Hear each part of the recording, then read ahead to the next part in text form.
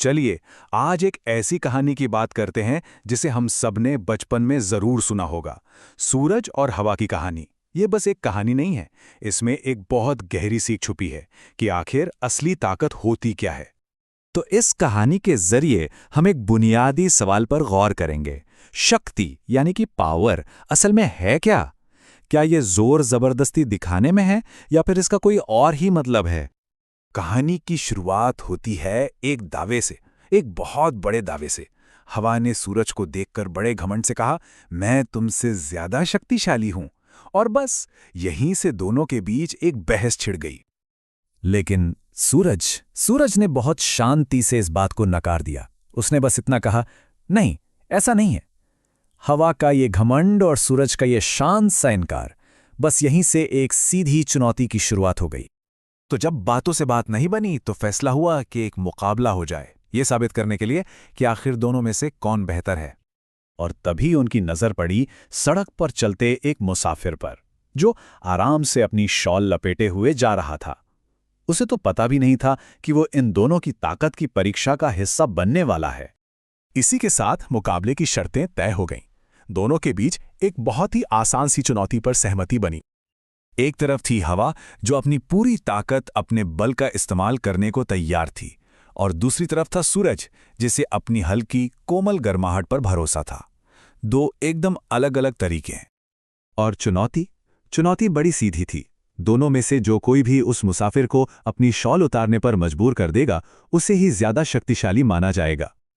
और इसी के साथ शुरू हुआ मुकाबला।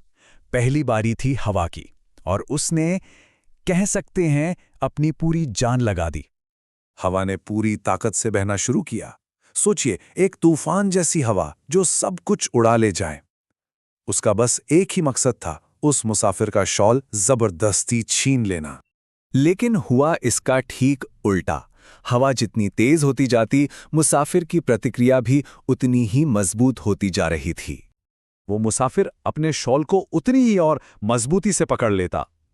हवा का हर झोंका उसे शॉल को और कस के लपेटने पर मजबूर कर रहा था।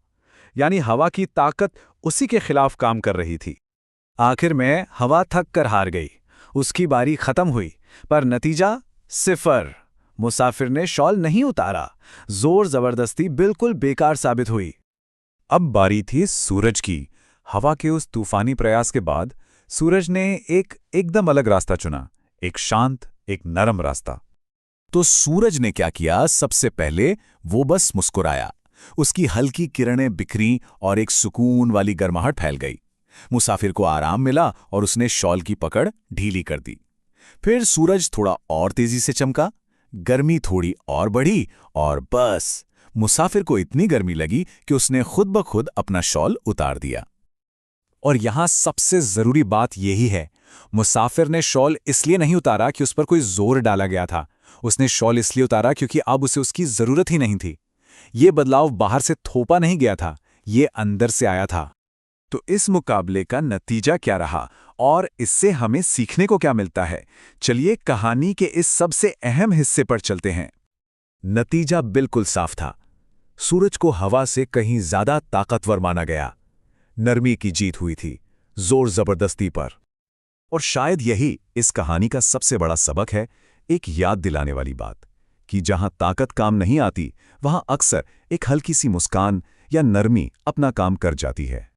तो आखिर में ये कहानी हमें एक सवाल के साथ छोड़ जाती है। जोर और नरमी में असली ताकत आखिर है क्या? ये कहानी हमें इस बात पर सोचने के लिए मजबूर करती है कि हम ताकत को कैसे देखते हैं और कैसे इस्तेमाल करते हैं।